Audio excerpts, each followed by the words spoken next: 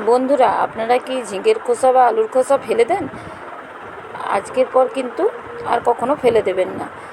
দুর্দান্ত স্বাদের একটা অবাক করা রেসিপি তৈরি করে দেখাবো এই ঝিঙের খোসা এবং আলুর খোসা দিয়ে। তো এই দুটো খোসাকে নিয়ে নিয়েছি, খুব ভালো করে ধুয়ে নিয়েছি। আর এখানে ছোটো বাটির হাফ বাটি পরিমাণ এখানে আমি মুসুর ডাল ভিজিয়ে রেখে দিয়েছিলাম আগের থেকে। আর খোসাগুলোকে খুব ভালো করে ধুয়ে নিতে হবে, কারণ আলুর মধ্যে প্রচুর ময়লা থাকে। তো খুব ভালো করে আগের থেকে আমি কিন্তু জলের মধ্যে ভিজিয়ে রেখে দিয়েছিলাম।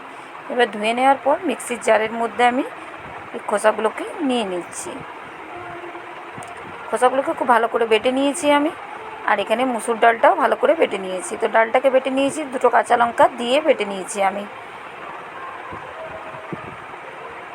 এবার ডালটা বাটির মধ্যে আমি একটা নিয়ে নিলাম। এবার যে খোসাটা, আলুর খোসা এবং ঝিঙের খোসাটা, সেটাও বেটে নিয়েছিলাম অল্প একটু জল দিয়ে। তবে জলের পরিমাণটা একদম কম দিয়ে বাটার চেষ্টা করবেন। এবার একটা বাটির মধ্যে সব জিনিস নিয়ে নিলাম। এবার এর মধ্যে আমি 1 চামচ ভর্তি করে চালের গুঁড়ো দিয়ে দিলাম। চালের গুঁড়োটা দিয়ে খুব ভালো করে মিশিয়ে নেব সমস্ত জিনিসকে।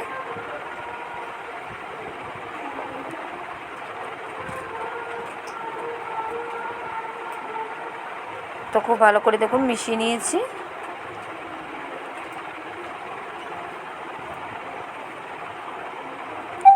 এবার এর মধ্যে আমি 1 চামচ বেসন দিয়ে দিলাম। আপনারা চাইলে কিন্তু বেসনের পরিমাণটা একটু বাড়িয়ে দিতে পারেন, তবে আমি এখানে 1 চামচের মতনই ব্যবহার করলাম। বেসনটা দিয়েও কিন্তু খুব ভালো করে মিশিয়ে নিয়েছি। এবার এর মধ্যে পরিমাণ মতো নুন দিয়ে দিলাম।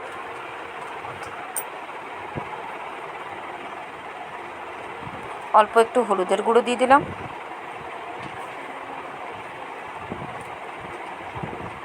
অল্প একটু ভাজা জিরের গুঁড়ো দিলাম। আর 1 চামচ এখানে জোয়ান দিয়ে দিলাম, হাতে এভাবে একটু কষলে। এবার সমস্ত জিনিসকে খুব ভালো করে আবারও মিশিয়ে নেব। তো দেখুন খুব ভালো করে আমি কিন্তু মিশিয়ে নিয়েছি সমস্ত জিনিসকে। এবার এর মধ্যে আমি একটা বড় সাইজের পেঁয়াজ একদম ছোটো ছোটো করে কুচি করে নিয়েছি, সেই পেঁয়াজ কুচিটা দিয়ে দিলাম। আর 4 থেকে 5 কোয়া রসুন নিয়েছি। তো রসুনগুলোকে এভাবে গ্রেটার দিয়ে একটু গ্রেট করে দিয়ে দেবো। চাইলে এখানে কিন্তু রসুন বাটাটাও ব্যবহার করতে পারে, তবে এইভাবে দিলে কিন্তু মুখে রসুনের পড়লে খেতে ভালো লাগবে, সেই কারণে রসুনটাকে আমি গ্রেট করে ব্যবহার করছি। তো রসুনটাও দিয়ে দিলাম। দিয়ে আবারও সমস্ত জিনিসকে খুব ভালো করে মিশিয়ে নিচ্ছি।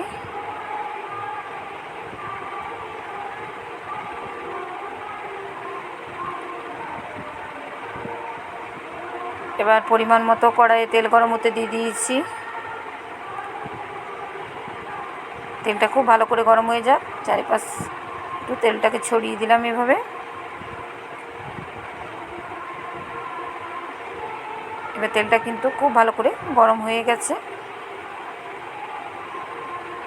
এবার এই ব্যাটার থেকে অল্প অল্প দিয়ে বড়া তৈরি করে নেব।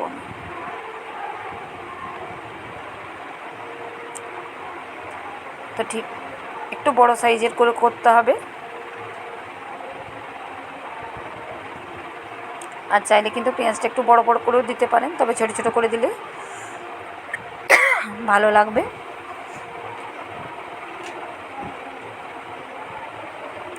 তো এবার খুব ভালো করে লাল লাল করে ভেজে নেব। আর আমার রেসিপিগুলো ভালো লাগলে লাইক, কমেন্ট, শেয়ার এবং সাবস্ক্রাইব করার অনুরোধ রইল সকলকে। যারা ফেসবুক থেকে দেখছেন অবশ্যই পেজটা ফলো করার অনুরোধ রইল। তো এবারে বড়াগুলোকে খুব সুন্দর কালার আসবে ততক্ষণ অবধি ভালো করে ভেজে নেব আমি। এবার উল্টে দেব। একটা পাশ খুব ভালো করে ভাজা হয়ে গেছে।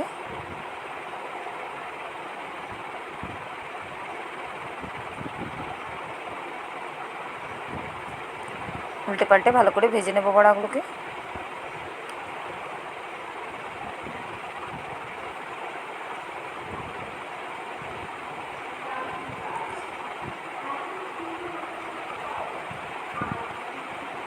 তো দেখুন এগুলো খুব ভালো করে ভাজা হয়ে গেছে। এবার এগুলোকে আরেকটু ভেজে নিলে আরও একটু কালারটা খুব সুন্দর আসবে আর বেশ মুচমুচে হবে। আর যেহেতু এখানে অল্প একটু চালের গুঁড়ো পড়েছে, তাতে করে কিন্তু খেতে আরও ভালো লাগবে। আর এই বড়াগুলো কিন্তু গরম গরম খেতে বেশ মজার লাগে। তো দেখুন, আর কাউকে যদি বানিয়ে খাওয়ান কেউ কিন্তু কোনোভাবেই বুঝতে পারবে না যে এটা খোসা দিয়ে বড়া তৈরি করা। তো এবার এগুলোকে কিন্তু আমি এবার তুলে নেব। খুব সুন্দরভাবে ভাজা হয়ে গেছে এগুলো আমার।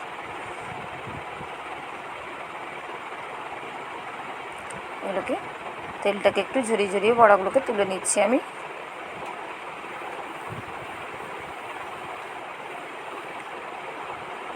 আর এই বড়াগুলো কিন্তু শুধু খেতেও খুব ভালো লাগে, অথবা ভাতের সঙ্গেও আপনারা খেতে পারেন। আর চাইলে বড়াগুলো কিন্তু নিরামিষও তৈরি করতে পারেন, তবে পেঁয়াজ দিয়ে তৈরি করলে খেতে বেশি ভালো লাগবে। এবার আবারও বাকিগুলোকে ঠিক একই রকমভাবে ভেজে নেব। আর বাড়িতে কেউ এলে কাউকে বানিয়ে খাওয়ালে কেউ কিন্তু কোনোভাবেই বুঝতে পারবে না যে এটা ফেলে দেওয়া খোসা দিয়ে তৈরি করা বড়া। অবশ্যই বাড়িতে একবার হলেও ট্রাই করে দেখবেন। তো দেখুন সমস্ত বড়াগুলো আমার রেডি হয়ে গেছে। দেখতে কতটা লোভনীয় লাগছে, আর খেতেও কিন্তু আর বেশ মুচমুচে হয়েছে বড়াগুলো, আর কতটা লোভনীয় হয়েছে। তো কেমন হয়েছে অবশ্যই কমেন্ট করে জানাতে ভুলবেন না। খোসা দিয়ে এই বড়ার রেসিপি। তো বন্ধুরা, আজকের মতো এই পর্যন্ত। পরের আবার একটা ভিডিওতে আপনাদের সঙ্গে দেখা হচ্ছে।